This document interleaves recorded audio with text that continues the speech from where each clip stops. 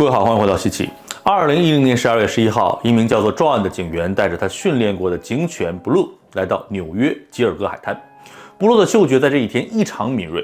他们走着走着，很快 Blue 突然对草丛里的一处地点开始狂叫起来。John 带着一丝紧张的心情，带着 Blue 进到这个地点之后，映入他眼帘的是一具已经高度腐败的尸体，被一只麻袋包裹着。这具尸体引起了 John 的高度重视，凶手是谁？死者身份是什么？这就是当年震惊全美国的连环杀人案件——纽约长岛连环杀人案。经过法医鉴定，这具尸体是2009年失踪已久的伴游女郎 Melissa。在 Melissa 失踪之后，她的家人有一段时间里经常接到一通诅咒电话，以及在电话那头朝着他们凶猛的呵斥。而更离奇的是，当 Melissa 遗体被发现的2天之后，在2010年12月13号，警方又分别找到了另外3具女性尸体。这些尸体包括曾经在2007年失踪的 Maren、2010年6月失踪的 Megan， 以及2010年9月失踪的 Amber。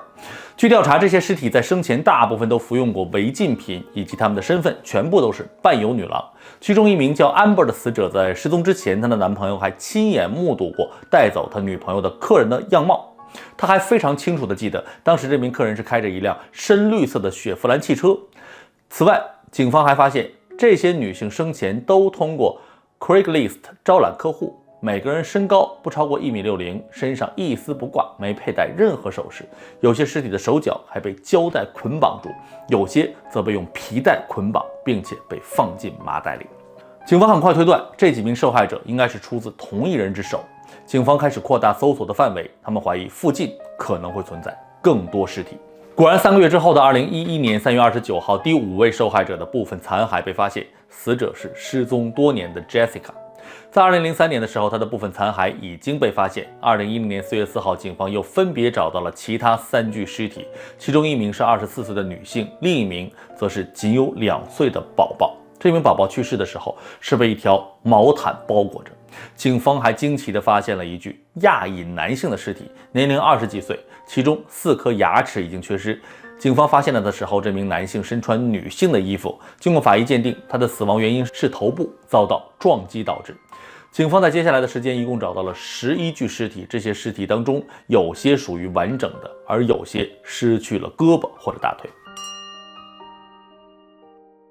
警方没有办法通过这些尸体的鉴定结果以及现有的证据判断凶手的身份，他们认为这应该不是第一案发现场。那么第一案发现场到底在哪里呢？非常幸运的是，在后期调查当中，警方从3名受害者女性身上找到了3部曾经被使用过的一次性电话。这3名死者当中，手机里通讯的信号都显示在曼哈顿附近。由于这种手机属于一次性手机，基本上用完就扔，警方的线索到这里就中断了。而正当警方感到一筹莫展的时候，出现了有一条非常重要的线索。一个名叫 Rex 的建筑师，他曾经用自己太太的名义注册过一个电话，这个电话在后期被警方发现。2012年的时候，警方在曼哈顿一所以 Rex 太太名义租下的公寓外面搜集到了很多关于 Rex 的垃圾，里面包含酒瓶等。根据从酒瓶里提取到的 DNA 显示，里面有受害者以及凶手的 DNA。这个消息让警方和受害者家属们感到非常开心，但是他们为了确保凶手就是 Rex， 警方还在继续搜寻其他线索。接下来，警方找到了一条非常关键的线索，他们从一个垃圾桶里找到了一盒被人吃过的披萨，警方立马将它拿去对比，结果显示披萨里的 DNA 和酒瓶里凶手的 DNA 一模一样。最终在2022年的时候，调查组锁定了首要嫌疑人59岁的 Rex。他开的车和 Amber 男友当时描述的完全一致，嫌疑人长相为白人，身材很壮硕，戴着一副眼镜。他有一家隶属于自己的建筑设计公司，这个公司曾经在1994年的时候 ，Rex 在纽约的第5大道租下了一间办公室，取名 RH 建筑设计。多年以来 ，Rex 靠帮助客户设计和装修房屋挣了不少钱。然而，在同学印象里 ，Rex 的性格比较内向，平日不太说话。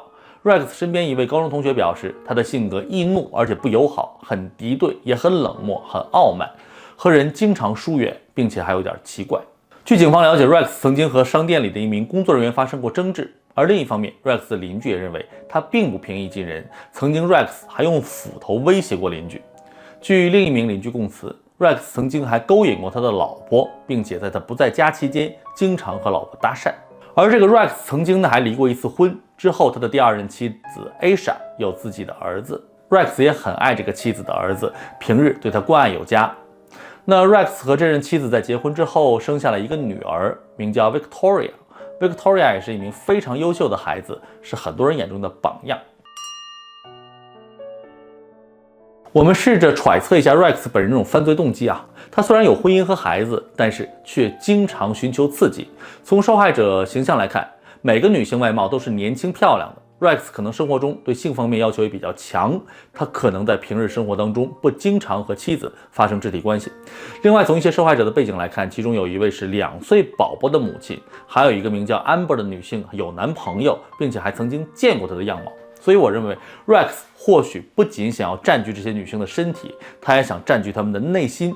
通过麻袋包裹、皮带以及胶带捆绑的方式来看，凶手内心当中很可能幻想过他们成为自己奴隶的情景。那他生活当中呢，可能是一个不仅傲慢，并且还是不太尊重人，甚至自恋的男性。从经常打电话咒骂受害者的家人来看， Rex 内心当中很可能是看不起这类工作职业的女性的，他认为他们应该受到惩罚。 Rex 恰恰享受这些人缓解他内心的空虚，却又想更好的掌控他们。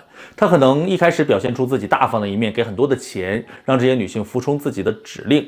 一旦这些女性拿完钱就想走的时候， Rex 无疑是愤怒，并且不自觉展现自己自大傲慢的一面。这种傲慢和自大不排除他将魔爪伸向2岁的宝宝。如今这个案件终于完结，凶手被缉拿归案，但是很多人对于这些死去的人真的是感到惋惜。他们在非常年轻的时候被人痛下杀手，断送了大好的前程。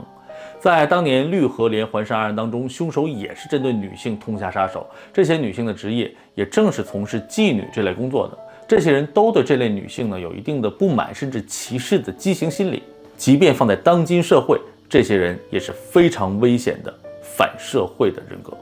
好了，以上就是这一期的稀奇，我们下期见。